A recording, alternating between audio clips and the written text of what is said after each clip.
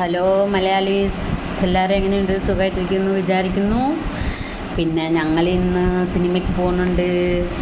ബബ്ബ നമ്മുടെ ജനപ്രിയ നായകൻ ദിലീപിൻ്റെ സിനിമയ്ക്കൊക്കെ പോണത്.